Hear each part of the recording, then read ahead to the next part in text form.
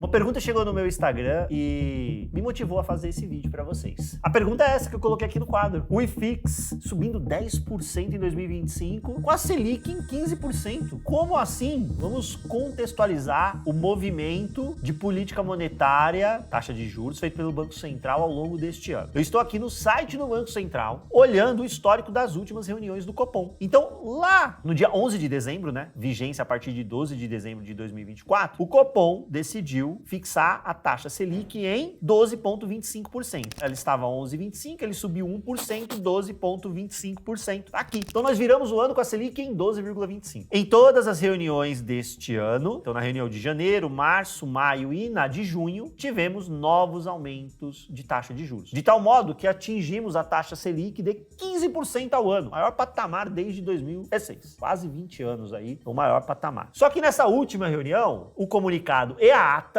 deixaram claro que, por hora, o Banco Central para avaliar os efeitos deste nível de taxa de juros, que é um nível contracionista. O que isso quer dizer? Que economês é esse? É o nível de taxa de juros suficiente para fazer a economia esfriar, de tal modo que uma economia num ritmo mais ameno de crescimento, você veria a inflação desacelerar. E o objetivo do Banco Central é fazer com que a inflação convirja à meta. Lembrando que nossa meta é de 3% ao ano. Existe um intervalo de tolerância de 1,5% acima, 1,5% abaixo da meta, ou seja, seria ali 4,5% ou 1,5%, olhando para o limite inferior. Só que a gente está rodando nos últimos 12 meses ao redor aí de 5,30 mais ou menos. Ou seja, a gente está acima do teto da meta de inflação. Então o Banco Central jogou o juro lá em cima, aí falou, olha, já dei o remédio, agora a gente tem que esperar o remédio fazer efeito no paciente, não é instantâneo. Vamos avaliar um tempo, e esse tempo pode demorar. Ele colocou lá na ata, esse tempo pode demorar. Por que neste movimento de alta de juros ao longo de 2025, o IFIX me sobe 10%? Tô olhando aqui o fechamento do pregão de 25 de junho, quase 10,5% de alta. Por que isso aconteceu? Primeira lição deste vídeo é pare de olhar a taxa Selic para tentar entender movimento de ativo de risco, ações e fundos imobiliários. O que você tem que estar de olho, de fato, é este cara aqui, que é o juro longo. O juro longo, ele costuma mostrar o medo do mercado. Se este juro está subindo, está em patamares elevados, o mercado está mais receoso. Conforme este juro ele cai, o mercado vai ficando mais corajoso para tomar risco, aceita mais risco na sua carteira. E neste momento em que você tem um mercado mais cauteloso, um mercado mais medroso, juro longo elevado, é quando aparece a oportunidade. E a oportunidade nos fundos imobiliários eu vou te mostrar através do componente de renda. O que acontece? Na linha laranja, a gente tem a curva de juros, e essa curva de juros foi montada como? Pegamos ali todos os níveis de taxa do contrato futuro do DI negociado na B3. Vencimentos de 2026 até 2033. Os vencimentos mais curtos, usualmente, eles sinalizam o que o mercado espera de movimento de taxa Selic. Nos vencimentos curtinhos. Nos vencimentos mais longos, o mercado está olhando dinâmica fiscal. O quão mais você tiver uma dinâmica fiscal responsável, um banco central com credibilidade, menor seria esse patamar de juro longo. E o inverso é verdadeiro. Quando nós estávamos há praticamente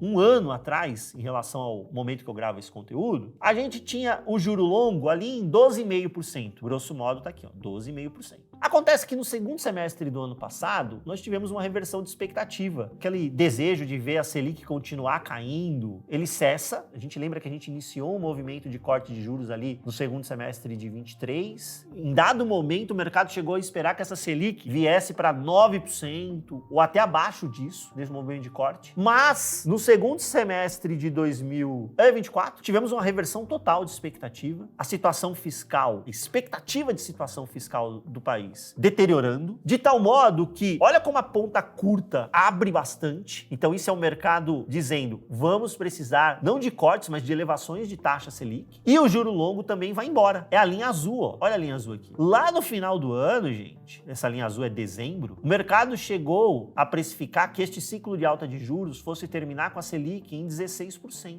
Alguns economistas de mercado tinham também em seus modelos esta expectativa de taxa Selic. O juro longo parado lá em 15%. crise. É por isso que o segundo semestre do ano passado foi muito difícil para os fundos imobiliários, inclusive janeiro desse ano. Mas o que a gente observa? Que a partir de fevereiro, o mercado começou a precificar uma curva de juros mais tranquila em relação àqueles 15%. Não que seja um patamar saudável, mas a gente observa que o final de maio, e aqui uma fotografia que eu tirei no dia 18 de junho, mostram ali o juro longo em 13,7. Tá vendo esse fechamento aqui, ó, quando a gente sai no final do ano dos 15 e vem para os 13,7? É essa diminuição de expectativa de juro futuro que beneficia os ativos de risco e é por isso que o IFIX sobe 10% no ano. Se você for dar as ações, também tem um ano interessante, né? Ações do setor imobiliário, uma alta ainda mais expressiva. Então, ativos sensíveis, movimento de juro e juro longo, eles acabam reagindo a esse tipo de movimento. Enquanto o juro super curtinho ali, que é a taxa Selic, está subindo, a gente observa esses ativos se valorizando, que parece um contrassenso, mas na verdade o juro longo está caindo. Nossa, mas como é que o juro curto sobe e o juro longo cai? Por quê? Porque o mercado começa a, primeiro, precificar um banco central que está agindo de acordo com o seu mandato e não com viés político. Então ele está cumprindo o seu papel de usar os instrumentos de política monetária para fazer com que a taxa de inflação convirja à meta, ou seja, ele está subindo o juro. Chegou-se o momento ali, vamos lembrar, a gente está com a nova configuração do Banco Central, um novo presidente, diretores que foram nomeados pelo atual presidente, e o mercado, em algum momento, chegou a questionar, será que teremos uma atuação política? Será que teremos uma atuação técnica? E o que estamos vendo até agora é uma atuação extremamente técnica por parte da diretoria e presidência do Banco Central. Aí o mercado se acalmou esse juro longo. A situação fiscal do país foi endereçada? Não foi endereçada. Muito por isso a gente ainda está nesse patamar que é desconfortável, de 13,7. Mas o fato de você ter pelo menos a autoridade monetária comprometida com a parte técnica já amenizou um pouco isso daqui. Tem outros elementos que tem que vir para conta, a gente começa a ver um debate político já em relação ao pleito presidencial do ano que vem. Será que teremos continuidade do atual modelo? Será que teremos uma troca para um modelo diferente? E isso também acaba afetando o preço dos ativos. Mas fato é que o IFIX sobe por isso, turma. Porque você amenizou o juro longo. Então para de olhar para a taxa Selic, que você está olhando para o negócio errado. Você tem que olhar para o juro longo para entender os movimentos de mercado. E por que eu digo que a gente tem uma oportunidade, especialmente quando a gente olha para o viés de renda, já que o fundo imobiliário, né, ele tem essa natureza de gerar renda passiva para a gente, é um motor de geração de renda passiva. Aqui eu tenho o dividend yield do IFIX. Então eu peguei todos os FIIs do IFIX, ponderei ali a renda que ele gera em relação ao peso que ele gera e plotamos aí 10 anos de dividend yield para o IFIX, que é a linha azul. Temos aí uma média de, no finalzinho a gente tem 13,10. Então atualmente o IFIX está negociando com esse dividend yield. Isso aqui é uma foto do final de maio. Ah, mas por que final de maio? A gente já está quase terminando junho, Ricardo, porque todos os fundos anunciaram o dividendo em junho? Não anunciaram, então não tem como calcular ainda o dividend yield do IFIX em junho. Então por isso que eu não calculei. Quando todo mundo de junho não distribui, porque alguns vão pagar só no mês que vem, mas pelo menos anunciar, aí já dá para calcular. Aí eu calculo e atualizo isso aqui para junho. Então você entendeu porque a gente parou em maio aqui. E peguei a taxa do título público referência, que é o Tesouro IPCA 2035, pessoa física conhece por isso, o institucional chama de NTNB 2035, e peguei a taxa, né, que é sempre IPCA mais uma taxa. Olha a taxa aqui, a gente está em 7,30, grosso modo. O que eu quero que você observe aqui? O spread, a diferença entre as duas linhas. Essa diferença tá aqui ao redor de 582 pontos. Que isso, Ricardo? 5,8%. 13,10 menos 7,28, 582 pontos ou 5,82%. Isso é bom ou ruim? Calma, vamos lá. Qual é a média dessa janela de 10 anos? 4,25%, ou seja, 425 pontos. Então, estamos num patamar em que esta gordura está acima da média. 160 pontos, 1,60% praticamente acima da média. Mas, vou trazer um dado para você. Ao longo do governo Lula 3, em nenhum momento, olhando os fechamentos de meses, o IFIX teve um spread de média de 10 anos. Sempre esteve com spread acima da média. Logo, eu posso afirmar, com dados, com números, que o governo Lula 3 é detrator nessa média. Ele piora essa média. Então, se eu pegar esta mesma janela de 10 anos, mas eu vou tirar o Lula 3, eu tô deixando pandemia ainda no caminho, greve dos caminhoneiros, um monte de coisa. Wesley Day, mazelas no Brasil não faltam, impeachment, enfim, deixei tudo o que não é Lula 3. Média, 385 pontos. A gente tá com 582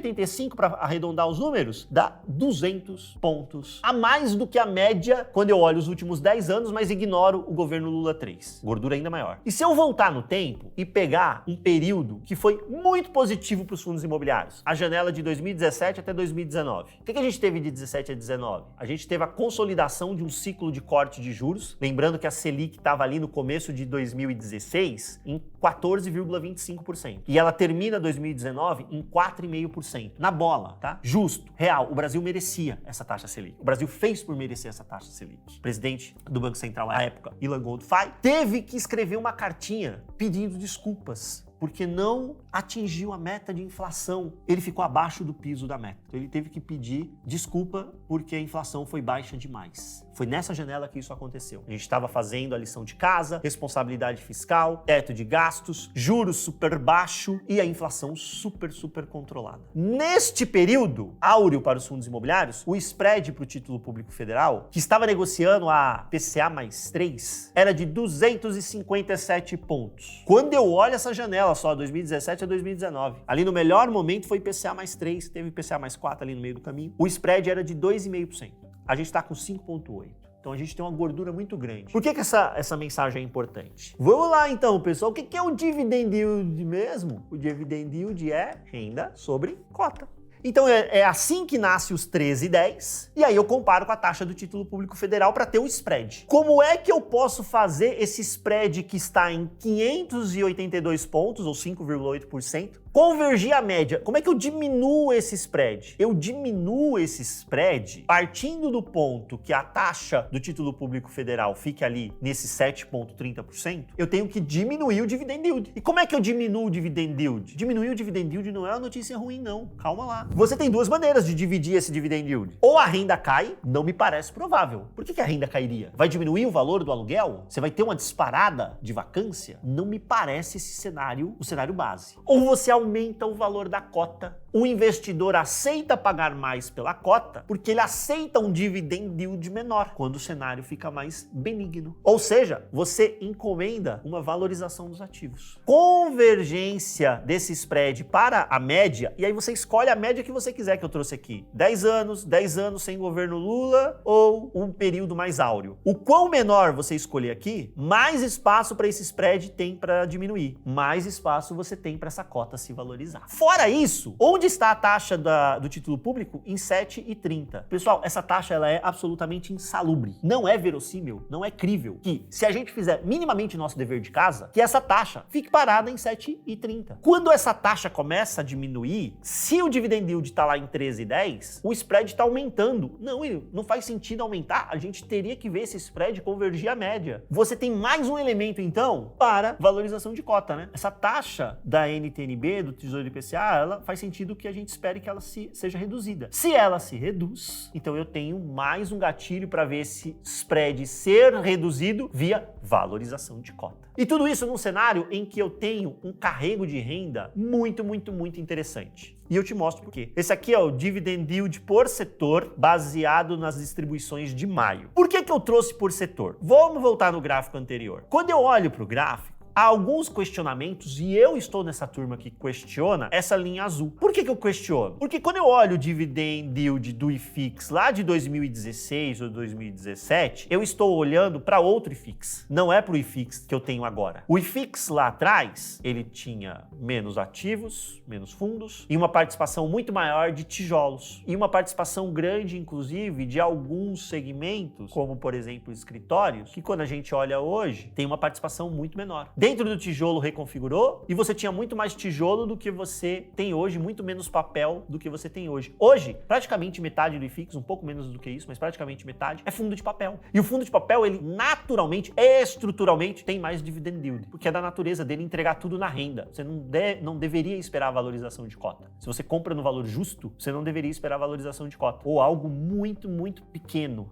O retorno vem de fato no dividendo. No tijolo é um mix. Então, você ter um dividend yield maior olhando o IFIX de hoje, era naturalmente esperado. Então vamos fazer o seguinte, esquece o dividend yield do IFIX e vamos olhar o dividend yield por setor. E aí eu observo que mesmo segmentos com olhar individualizado, olhando para o histórico dele, a gente tem vantagem. Em todos os tijolos, shopping center, escritório, renda urbana e logística, a gente está operando acima da média histórica. Alguns mais, shopping center, por exemplo, com este 11,5, quando a gente olha para o spread em relação ao título público federal, então você tem 11,5, né? Shopping center. Dividend yield. Tô facilitando os números aqui, tá, gente? 11,5. O tesouro direto lá, o tesouro IPCA. Qual é a taxa? 7,30, para facilitar. Esse spread aqui tá em quanto? Spread 4,2. É isso? Se eu não errei a conta, é isso. 4,2. Sabe qual é a média de shopping center? A gente tá olhando para shopping center, né? Sabe qual é a média desse spread na história? É menor que 2%. Então você tem mais de 200 pontos, praticamente os 250 pontos aqui de gordura, de spread excessivo. Ah, Ricardo, mas tem shopping center que tá distribuindo não recorrente. Sim, é verdade. Eu sentei, fiz conta, tirei um pouquinho disso, ajustei para lá. Mudou sobremaneira a mensagem? Não, não mudou. Inverteu o sinal? Não, não inverteu. Então, para mais do que o requinte algébrico da vírgula, é a mensagem que eu quero deixar para você. A mensagem é simples. Os fundos de tijolos estão negociando com spread em relação ao título público acima da sua média histórica. Todos os principais segmentos estão negociando acima da média histórica, esse spread, ou spread. Isso mostra, olhando aquele histórico que eu mostrei no gráfico anterior, que a gente tem espaço para valorização de cota. Agora coloque aí nos comentários, eu quero saber qual é o segmento que você tem maior participação na sua carteira. E se você já tinha observado, se você faz esse tipo de análise na sua carteira, o quanto você gera de renda, compara com o título público referência, para ver como é que tá essa gordurinha. Tá maior hoje do que estava há alguns anos atrás? Você que já é um investidor de fundo imobiliário de um tempo maior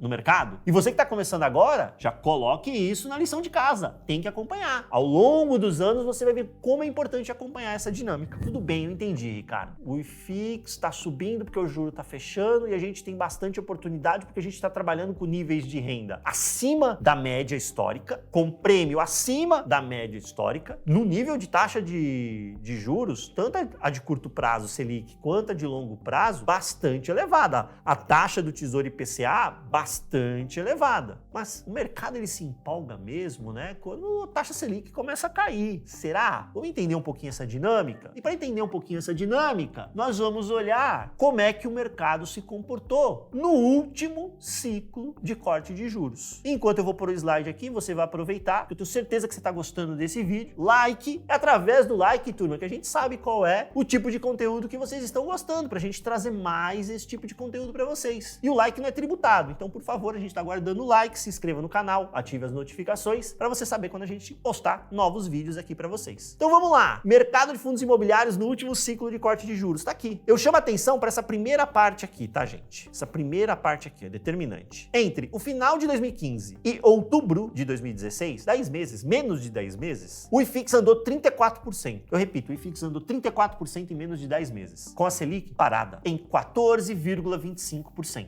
Mas sabe o que estava acontecendo nessa janela aqui? O juro longo estava fechando e o mercado já estava começando a discutir quando vai começar o ciclo de corte de juros. Quando será? Será que é no último trimestre? Será que é no começo do ano que vem? E aí ele veio ali em meados de outubro de 16, o primeiro corte, 0,25%. Vamos lá. Mudou drasticamente a remuneração da renda fixa porque a Selic caiu de 14,25% para 14%? Desculpa, não mudou. Só que o IFIX nessa brincadeira, nesse ato, ele andou 34%.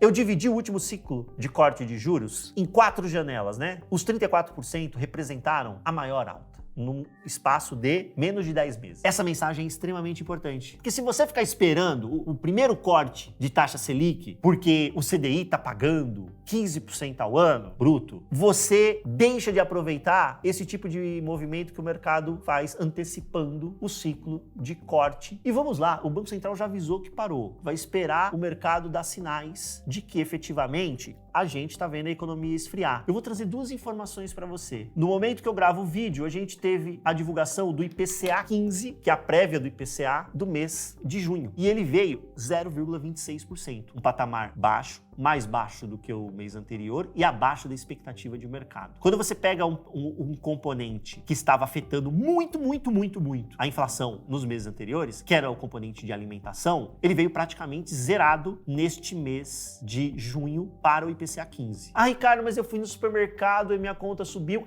Só que você não é a média do Brasil. O IPCA tem uma metodologia estatística que tenta retratar a média do Brasil. Eu também fui no mercado esse mês e teve coisa que eu comprei e paguei mais caro, teve coisa que eu comprei e paguei mais barato, e é assim, cada brasileiro tem a sua cesta, tá? O IPCA não é para refletir a sua cesta, porque você não é o centro do universo, não é o centro do Brasil. Então o IPCA, ele reflete a média do brasileiro. Para alguns, a alimentação pesa mais, para outros, a alimentação pesa menos, para alguns, tem componente lá no IPCA que explodiu, mas a pessoa não percebe. Eu vou te dar um exemplo simples, tá? Ou percebe menos. Não é que ela não percebe, mas percebe menos, né? Então, por exemplo, vamos imaginar que a cebola subiu 30%. Sabe quanto isso vai pesar no meu IPCA? Quase nada, porque eu detesto cebola, né? A gente não compra cebola lá em casa. Eu não gosto, então a gente não usa cebola para temperar nada. Então, por exemplo, se você gosta de cebola e a cebola subir 30%, você vai ficar bravo no supermercado, eu não. E assim vai. Então, é só porque eu tenho certeza que os haters vão aparecer dizendo que o IPCA é uma mentira, então é isso, tá bom? O IPCA tem um modelo estatístico, enfim, bonitinho, e é perfeito? Não, mas é o melhor que nós temos. E ele